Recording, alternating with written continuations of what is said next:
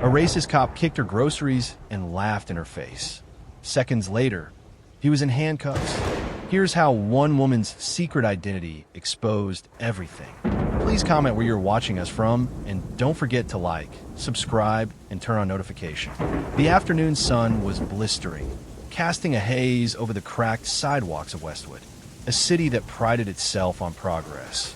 Yet in certain corners, the old ugliness still lingered. That ugliness wore a badge. Officer Daniels was well known in the neighborhood, not for kindness, not for service, but for cruelty.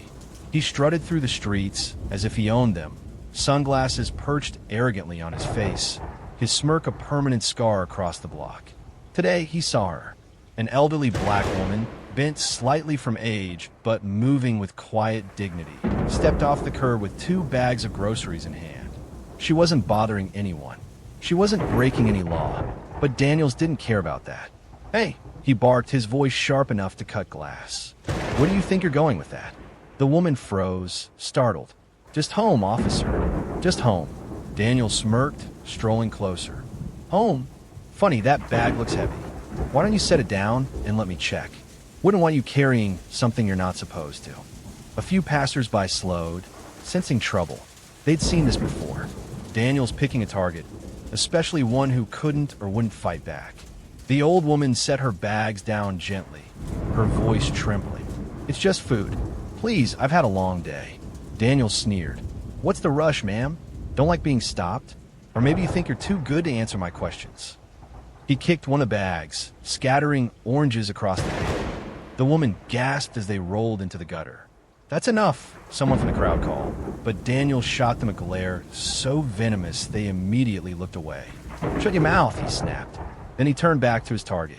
"See, lady, people like you need reminders. Reminders of who's in charge. You think the law protects you? No, the law protects me." The crowd fell silent. No one dared step forward. They'd all seen what happened to those who challenged Daniels. The old woman, however, didn't flinch. Her hands shook as she picked up an orange, but her eyes, dark, steady, and unblinking, never left his. Daniels noticed. It irritated him. He leaned in, his voice dropping into a cruel whisper. "What are you staring at, huh? Think you're better than me? You're nothing. Just another mouth to push around. Just another complaint nobody will read." He straightened up and raised his voice again, making a show of it. "Now let's see some ID. Or maybe I should haul you in for resisting. How would you like to spend the night in a cell?" The old woman slowly reached into her purse, her fingers calm now, deliberate.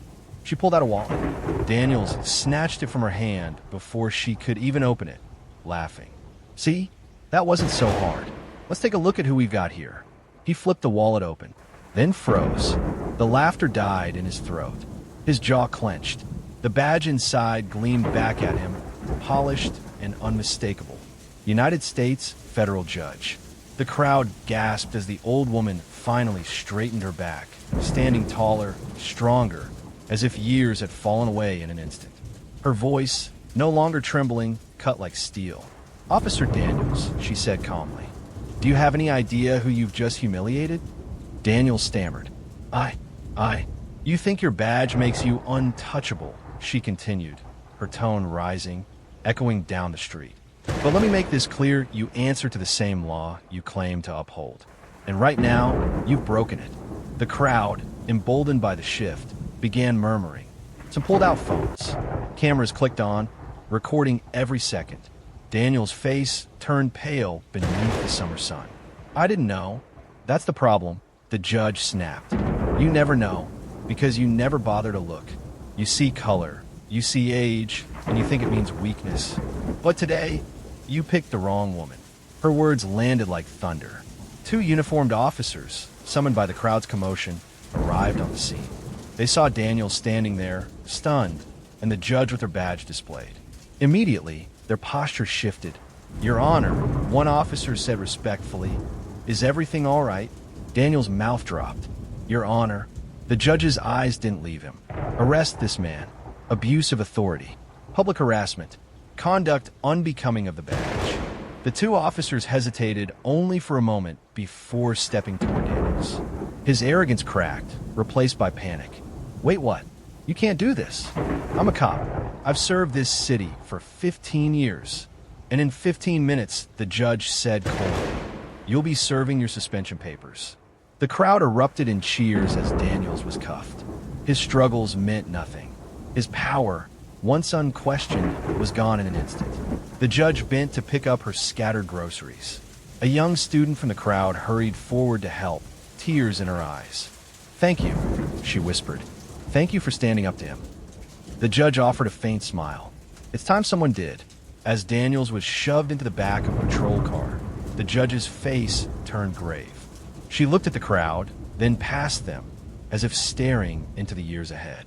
"Remember this moment," she said softly, "because the corruption you see here today, it runs deeper than you can imagine.